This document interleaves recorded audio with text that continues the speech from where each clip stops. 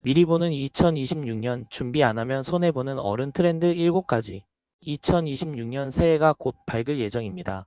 요즘에는 트렌드를 바로바로 모르면 손해보는 일들이 많죠. 특히 우리 같은 어른들에겐 더 그래요. 1. 돈, 건강, 관계. 이 네 가지를 어떻게 관리하느냐에 따라 앞으로 10년, 20년의 체력이 완전히 달라질 거거든요. 그래서 오늘은 제목 그대로 미리 보는 2026 어른이 꼭 챙겨야 할 7가지 트렌드를 딱 정리해서 알려드리려고 합니다. 먼저 결론부터 말씀드리에요. 2026년 어른에게 진짜 중요한 건 오래 살아야 하는 시대에 나는 어떻게 일하고 배우고 버티고 즐길 거냐? 이 질문에 내 답을 하나씩 만들어 가는 겁니다. 이제 그 답을 도와줄 7가지 흐름 하나씩 바로 들어가 볼게요. 첫 번째 트렌드입니다. 초고령 사회 그리고 실버 이코노미의 본격 개막. 한국은 이제 나이 든 사람이 조금 많은 나라가 아니라 초고령 사회라는 이름이 공식으로 붙는 시대로 들어가고 있습니다. 이 말은 우리 주변에 나이 든 사람이 많다 해서 끝이 아니라 경제 구조 자체가 어른 중심으로 바뀐다는 뜻이에요. 의료, 간병, 주거는 물론이고 여행, 교육, 취미, 콘텐츠, 금융 상품까지 시니어 전용, 중장년 전용이라는 말이 더 이상 특별하지 않게 될 겁니다. 그래서 앞으로는 노인 복지라는 관점으로만 보면 손해예요. 이건 거대한 소비 시장이고 새로운 일자리와 사이드 잡, 창업 기회가 쏟아져 나오는 영역입니다. 내 경험, 내 직업, 내 취미가 실버 세대에게 어떤 도움이 될 수 있을까? 이 질문을 진지하게 한번 적어보시는 것만으로도 2026년의 기회가 조금은 다르게 보이실 거예요. 두 번째 트렌드는 AI 안 쓰면 손해인 시대입니다. AI를 이미 써보신 분도 있고 아직 검색창에 글 쓰는 것만으로도 퍽 차신 분도 계실 거예요. 근데 2026년부터는 AI를 요즘 유행하는 신기한 장난감이 아니라 개인 비서이자 공부 친구이자 돈 관리 도우미로 쓰는 사람이 그렇지 않은 사람보다 훨씬 편하게 살아갈 가능성이 큽니다. 예를 들어 이런 것들요. 오늘 해야 할 일 정리해줘요. 매일 초안 좀 써줘. 보고서 구조 잡아줘. 내 지출 패턴 보면서 뭐 줄이면 좋을지 알려줘. 연말정산 전에 챙길 건 리스트 만들어줘.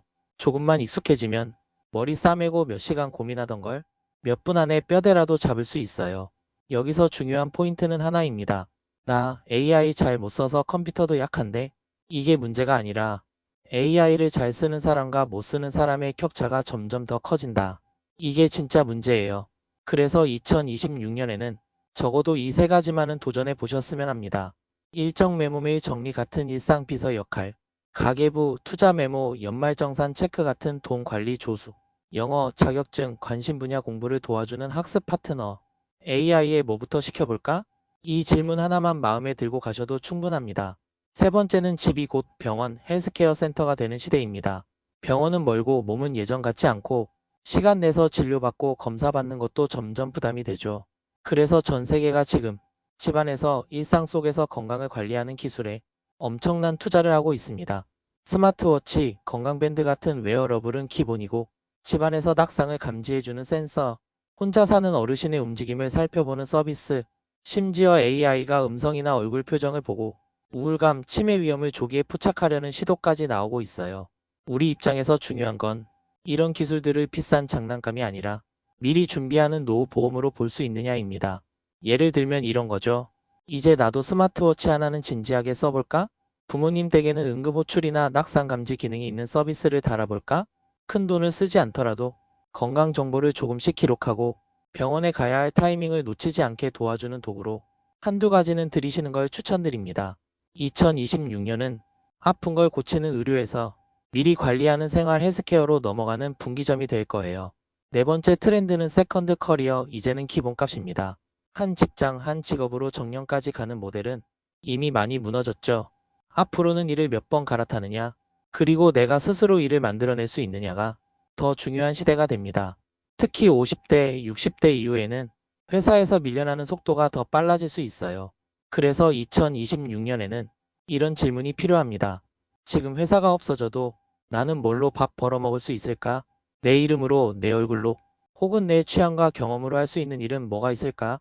그게 글쓰기일 수도 있고, 동네 강의일 수도 있고, 공예나 예술일 수도 있고, 온라인 상담이나 코칭일 수도 있습니다. 중요한 건 지금부터 포트폴리오를 쌓기 시작하는 것이에요. 블로그나 유튜브, 인스타그램, 브런치, 어떤 플랫폼이든 좋습니다. 내가 어떤 사람인지, 무슨 이야기를 잘하는지, 무슨 경험을 해봤는지, 올해 안에 여러분을 소개해주는 온라인 명함 하나를 만들어 놓는 걸 작은 목표로 잡아보셔도 좋겠습니다. 다섯 번째는 외로운 고립을 덜어주는 디지털 동료와 커뮤니티입니다. 사실 나이가 들수록 가장 무서운 건 돈보다 병보다 고립감일 때가 있어요.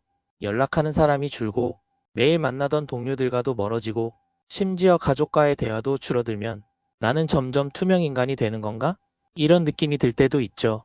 그래서 요즘은 외로움을 덜어주는 AI 말버 서비스, 디지털 반려로봇, 온라인 커뮤니티 같은 것들이 진짜 중요한 인프라로 취급되기 시작했습니다. 여기서 포인트는 나는 원래 혼자 있는 거 좋아해라고 해도 완전히 혼자이진 않게 만들어두는 것이에요. 동네의 작은 모임 하나, 취미 동호회 하나, 온라인 카페나 단톡방 하나, 일주일에 한 번이라도 누군가와 인사를 나누고 가볍게 안부라도 묻는 사람을 몇 명이라도 만들어두는 게 앞으로의 노후를 버티게 해주는 힘이 됩니다. 2026년에는 나는 어느 커뮤니티에 속해 있지? 이 질문을 진지하게 한번 적어보셨으면 좋겠어요. 여섯 번째 트렌드는 로컬 취향 소소한 럭셔리입니다. 젊을 땐 이런 생각 많이 하죠. 언젠간 세계 일주 한번 해야지. 큰 집으로 이사 가야지. 근데 막상 나이가 들수록 몸도 시간도 에너지도 그렇게까지 거대한 계획을 버티기가 쉽지 않습니다. 그래서 요즘 어른들의 소비는 조금씩 달라지고 있어요. 멀리, 크게, 화려하게 말고 가깝게, 자주, 나답게 동네에 마음에 드는 카페 한 곳, 단골 식당 한 곳, 매달 나에게 선물하는 책 한 권, 취향에 꼭 맞는 취미 하나, 돈을 안 쓰는 극단적인 절약 대신 삶의 질을 올려주는 나만의 작은 사치를 정기적으로 챙기는 소비가 점점 더 중요해지고 있습니다. 2026년 가계부를 쓸 때 고정지출, 변동지출뿐 아니라 취향지출 칸을 하나 만들어 보세요. 매달 얼마를 어떤 방식으로 나 자신에게 쓰고 싶은지 숫자로 적어두기만 해도 삶이 조금 덜 삭막해집니다. 마지막 일곱 번째 트렌드는 그린 라이프, 다운사이징, 그리고 정리입니다. 기후위기, 전기요금, 관리비, 우리가 몸으로 느끼는 부담이 점점 커지고 있죠. 그래서 세계 곳곳에서 집을 줄이고 관리가 쉬운 구조로 바꾸는 흐름이 조용하지만 분명하게 진행 중입니다. 큰 집에 짐을 잔뜩 쌓아두고 사는 것보다 적당한 크기의 집에서 관리하기 쉬운 만큼만 가지고 사는 살, 에너지를 덜 쓰고 불필요한 물건을 줄이고 손이 많이 가는 것들을 조금씩 정리해 나가는 것. 이건 단순히 환경을 위해 좋은 일을 넘어서 내 남은 인생을 가볍게 만들어주는 작업이기도 해요. 2026년에 집 전체를 한 번에 바꾸지 않더라도 방 하나, 베란다 한 구석, 옷장 한 칸만이라도 이사 준비하듯 정리해 보셨으면 합니다. 지금 이 물건이 내 앞으로 10년, 20년가 정말 같이 가야 할까? 스스로에게 묻는 그 질문이 사실은 내 삶을 정리하는 질문이기도 하니까요. 오늘은 이렇게 2026년 어른이 꼭 챙겨야 할 7가지 트렌드를 함께 살펴봤습니다. 정리해보면요. 우리는 더 오래 살게 되었고 기술은 더 빨리 발전하고 관계와 일의 형태는 계속 바뀌고 있습니다. 그래서 결국 중요한 건 이 한 줄로 정리할 수 있어요. 오래 살아야 하는 시대에 나는 어떻게 일하고 배우고 버티고 즐길 것인가? 2026년이 그 질문에 조금 더 솔직해지는 해, 그리고 작은 실천 하나라도 직접 시작해보는 해가 되셨으면 좋겠습니다. 오늘 이야기 끝까지 들어주셔서 고맙습니다. 여기는 어른의 세컨드 라이프, 당신의 두 번째 인생을 응원하는 채널이었습니다. 다음 시간에 또 만나요.